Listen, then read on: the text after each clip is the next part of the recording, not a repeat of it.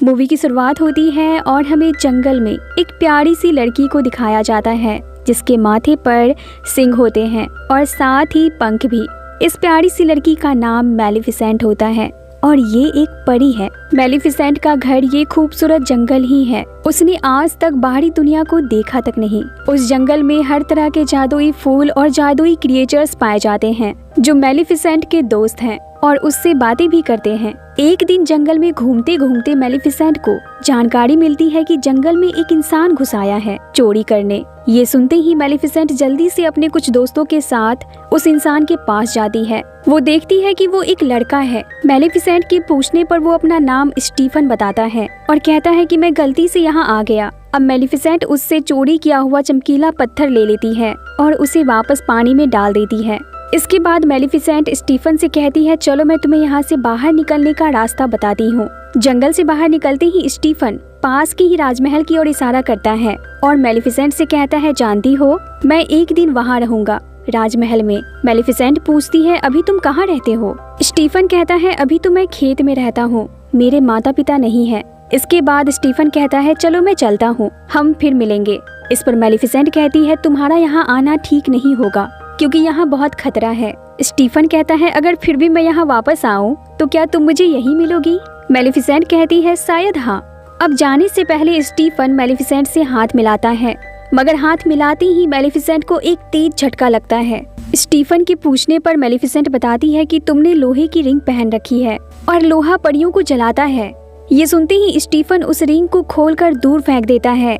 मैलेफिसेंट ये देखकर स्टीफन से काफी इम्प्रेस हो जाती है और उसके वहाँ से जाने के बाद से ही मैलेफिसेंट उसके यादों में खो जाती है। अब कुछ समय बाद स्टीफन मैलेफिसेंट से फिर से मिलने आता है और इसके बाद वो मैलेफिसेंट से बार बार आकर मिलता रहता है जिसके कारण दोनों के बीच अच्छी दोस्ती हो जाती है और ये दोस्ती वक्त के साथ प्यार में बदल जाती है जिसका इजहार स्टीफन मैलेफिसेंट के 16वें सालगिरह पर करता है। पर इसके बाद से ही स्टीफन मूर वापस नहीं आता क्योंकि वो अपने सपनों को पूरा करने में लग गया था और इधर सबसे ताकतवर परी मैलेफिसेंट मूर रियासत की रक्षक बन गई। पर मैलेफिसेंट अक्सर स्टीफन के बारे में ही सोचती रहती थी कि आखिर वो बिना बताए कहाँ चला गया और कब वो उससे मिलने आएगा। अब एक दिन पास की ही रियासत का राजा हेनरी अपनी विशाल सेना के साथ मूर रियासत पर हमला करने के लिए आ रहा होता है।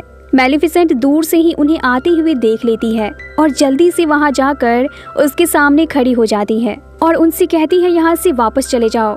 ये सुनते ही राजा हेनरी मैलेफिसेंट का मजाक उड़ाने लगता है और फिर अपने सैनिकों को उस पर हमला करने के लिए कहता है। ये सुनकर मैलेफिसेंट भी अपने साथियों को आवाज लगाती है और तभी जंगल और जमीन के नीचे से अजीबो गरीब और भयानक शक्ल सूरत वाले बहुत सारे क्रिएचर्स बाहर निकलते हैं जिसे देखकर सैनिकों सहित राजा के होश उड़ जाते हैं। अब ये सारे क्रिएचर्स सैनिकों पर हमला कर देते हैं और मैलेफिसेंट राजा हेनरी पर। मगर इसी दौरान राजा हेनरी मैलेफिसेंट को अपने हाथ में लगे लोहे से हमला कर जख्मी कर देता है और मौका मिलते ही वो अपने सैनिकों सहित वहां से भाग जाता है। अब महल में हम राजा हेनरी को देखते हैं जो मैलेफिसेंट के हमले से काफी घायल हो चुका था। वो अपने लोगों से कहता है कि मैंने राजा बनते वक्त अपनी प्रजा से वादा किया था कि मूर रियासत और उसकी सारी संपत्ति हमारी होगी, पर अब मैं उस वचन को निभाने के लायक नहीं रहा क्योंकि मैं बूढ़ा हो चुका हूँ और मेरा आखिरी वक्त भी नजदीक है। मगर यदि तुम में से कोई मेरा ये सपना पूरा कर दे तो मैं वादा करता हूँ कि उसको अपना उत्तराधिकारी बनाऊंगा और साथ ही अपनी बेटी की शादी भी उससे कर दूंगा। तो बोलो तुम में से कौन है इस लायक जो उस पंख वाले जानवर को खत्म करेगा और मेरे हार का बदला लेगा। ये सारी बातें वहाँ काम कर रहा एक लड़का सुन लेता है जो राजा के सेवा में था और वो लड़का कोई और नहीं बल्कि स्टीफन था, मैलेफिसेंट के बचपन का प्यार जिसकी नौकरी राजमहल में लग गई थी। अब ये खबर सुनते ही स्टीफन मूर के जंगल में जाता है और जोर जोर से मैलेफिसेंट को आवाज लगाने लगता है। उसकी आवाज सुनते ही मैलेफिसेंट वहां आ जाती है। मैलेफिसेंट स्टीफन से नाराज थी क्योंकि एक लंबे समय बाद वो उससे मिलने आया था। स्टीफन कहता है मैलेफिसेंट अभी इन सब बातों का वक्त नहीं है, मैं तुम्हें सावधान करने आया हूँ क्योंकि राजा हेनरी तुम्हें मारने का प्लान बना रहा है। खुद के लिए स्टीफन को इतना परेशान देखकर मैलेफिसेंट उसे माफ कर देती है। अब दोनों बैठकर बातें करने लगते हैं। इसी दौरान स्टीफन मैलेफिसेंट को पीने के लिए पानी देता है पर पानी पीते ही मैलेफिसेंट बेहोश हो जाती है क्योंकि उस पानी में स्टीफन ने बेहोशी की दवा मिला दी थी। और यहाँ हमें स्टीफन के असली मकसद का पता चलता है। अब वो एक खंजर निकालकर मेलिफिसेंट को मारने की कोशिश करता है, पर वो ऐसा नहीं कर पाता। इसके बाद वो कुछ सोचता है और अपने बैग से लोहे की चेन निकालता है। अब अगली सुबह जैसे ही मेलिफिसेंट को होश आता है तो उसे पता चलता है कि उसकी पंख नहीं है। ये देखकर वो जोर जोर से चिल्लाकर रोने लगती है, क्योंकि वो पंख उसकी ताकत थी। उधर हमें महल में स्टीफन को दिखाया जाता है, जो मेलिफिसेंट के पंख को लेकर राजा के पास जाता है और उससे कहता है, मैंने आपका बदला ले लिया। ये सुनकर राजा बहुत खुश हो जाता है। उधर हम मेलिफिसेंट को देखते हैं, जो पंख कट जाने के कारण सदमे में थी, क्योंकि पंख परियों की पहचान होती है और वो स्टीफन के धोखे से भी काफी टूट चुकी थी। एक दिन चलते चलते मेलिफिसेंट की नजर एक कौवे पर पड़ती है, जिसे एक शिकारी ने जाल में फंसा रखा था। मेलिफिसेंट जादू से उस कौवे को इंसान में बदल देती है, जिसे देखकर वो शिकारी वहाँ से भाग जाता है। कौवा कहता है, आपने मेरी जान बचाई है, कहिए मैं आपके लिए क्या कर सकता हूँ। मेलिफिसेंट कहती है, तुम मेरे लिए पंख बनो, क्योंकि मुझे दोबारा उड़ना है। अब मेलिफिसेंट के कहने पर वो कौवा राजा हेनरी के महल में जाता है और वहाँ से वापस आकर मेलिफिसेंट को बताता है कि स्टीफन को राजा हेनरी ने अपना उत्तराधिकारी बना लिया है। साथ ही उसने अपनी बेटी की शादी भी उससे कर दी है। ये खबर सुनते ही मेलिफिसेंट कहती है उसने धोखा दिया ताकि वो राजा बन सके। इसके बाद मेलिफिसेंट मूल रियासत को पूरी तरह से अपने कंट्रोल में ले लेती है। अब कुछ दिन बीत जाते हैं और एक दिन वो कौवा मेलिफिसेंट के लिए महल से खबर लेकर आता है। वो कहता है राजा स्टीफन को बेटी हुई है, जिसके लिए महल में एक बहुत बड़े जश्न का आयोजन किया जाने वाला है। अब जश्न का दिन आता है। राजा स्टीफन अपनी रानी के साथ सिंहासन पर बैठा हुआ था। तभी 3 छोटी परियां उसकी बेटी को ब्लेसिंग्स देने आती है। स्टीफन की बेटी का नाम अरोरा होता है। अब वो तीनों परियां अरोरा को ब्लेसिंग्स दे रही होती है और तभी वहाँ पर मेलिफिसेंट आ जाती है और राजा स्टीफन से कहती है कि मैं भी तुम्हारी बेटी को ब्लेसिंग्स देने आई हूँ। इसके बाद वो स्टीफन की बेटी के पास जाती है और कहती है कि राजकुमारी खूबसूरती की मिसाल होगी और सभी को बहुत प्यारी होगी, मगर इसकी 16वीं सालगिरह पर सूरज ढलने से पहले एक चरखे में लगे सुई से जख्मी होकर ये हमेशा के लिए मौत की नींद सो जाएगी। ये सुनते ही राजा स्टीफन मेलिफिसेंट के कदमों में गिर जाता है और कहता है, ऐसा मत करो, मैं तुमसे भीख मांगता हूँ। राजा को इस तरह से अपने सामने गिड़गिड़ाता हुआ देखकर मेलिफिसेंट को काफी अच्छा लगता है। वो कहती है, ठीक है, राजकुमारी फिर से जाग सकती है, मगर तब जब कोई उससे सच्चा प्यार करने लगे। पर यहाँ मेलिफिसेंट जानती थी कि स्टीफन की बेटी नहीं बच पाएगी, क्योंकि उसका मानना था कि सच्चे प्यार जैसी कोई चीज इस दुनिया में नहीं होती। अब मेलिफिसेंट के वहाँ से जाते ही राजा स्टीफन रियासत के सारे चरखों को इकट्ठा करवा के उसमें आग लगवा देता है ताकि वो किसी काम के ना रहे, और फिर उसे महल के तहखाने में दफना देता है। इसके बाद स्टीफन अपनी बेटी अरोरा को उन तीनों परियों को 16 साल और 1 दिन के लिए पालने के लिए दे दिया और फिर उसने अपनी सेना को मेलिफिसेंट को मारने के लिए भेजा। पर सेना के मूर साम्राज्य पहुंचने से पहले ही मेलिफिसेंट ने साम्राज्य के बाहर एक ऐसी दीवार बना दी जिसे कोई इंसान भेद नहीं सकता था। अब जंगल में हमें उन तीनों परियों को दिखाया जाता है जो अरोरा की देखभाल के लिए इंसानी रूप में तो आ चुकी थी, मगर उन्हें बच्चों को संभालने का कोई आइडिया नहीं था। ये सब मेलिफिसेंट का कौवा डिएविल देख लेता है और मेलिफिसेंट को जाकर सारी बात बताता है। ये सुनते ही मेलिफिसेंट अरोरा को देखने आती है। चूँकि अरोरा स्टीफन की बेटी थी, इसलिए मेलिफिसेंट उससे प्यार नहीं करती, बल्कि उसे डराने की कोशिश करती है। मगर क्यूट सी अरोरा मेलिफिसेंट को देखकर बार बार स्माइल करती है। अब डिएविल अरोरा पर नजर रखता है। वो देखता है कि अरोरा भूख से रोती रहती है, मगर उन तीनों परियों को उसका कोई ख्याल ही नहीं होता।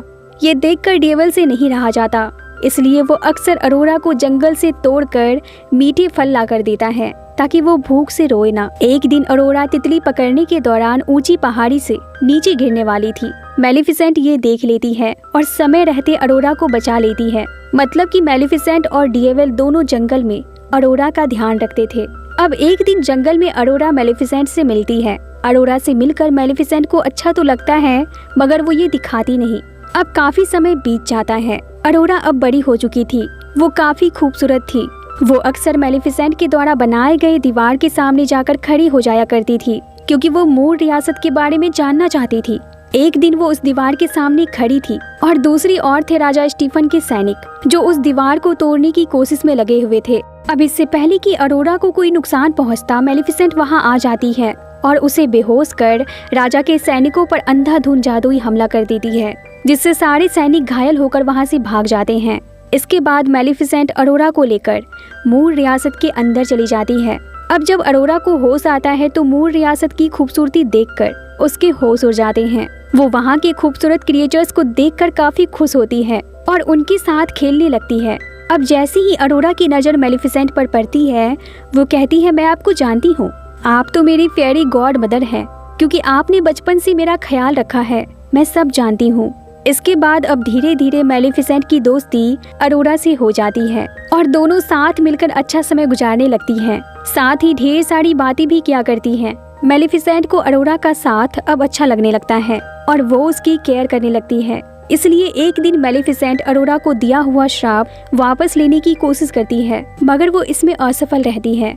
अब एक दिन अरोरा मैलेफिसेंट से पूछती है, सारे परियों के पंख होते हैं, आपके क्यों नहीं हैं? ये सुनकर मैलेफिसेंट दुखी हो जाती है और कहती है, मेरे भी पंख हुआ करते थे, मगर वो चोरी हो गए। वो मेरी ताकत थी। अरोरा का 16वां जन्मदिन आने वाला था और मैलेफिसेंट इस बात से काफी परेशान थी। अब एक दिन अरोरा मैलेफिसेंट से कहती है, मेरा जन्मदिन आने वाला है और मैंने ठान लिया है कि मैं जैसे ही बड़ी हो जाऊंगी, मैं आपके साथ यही मूर देश में रहूंगी, हम कभी अलग नहीं होंगे।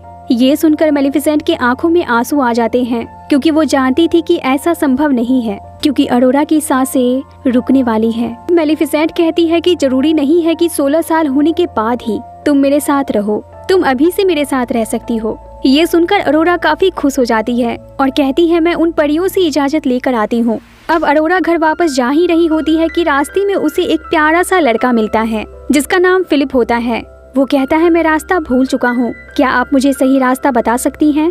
वो लड़का इतना प्यारा था कि अरोरा उसे पहली ही नजर में पसंद कर लेती है और उस लड़के को भी अरोरा अच्छी लगती है। इन दोनों को बात करते हुए मैलेफिसेंट और डिएविल देख लेते हैं।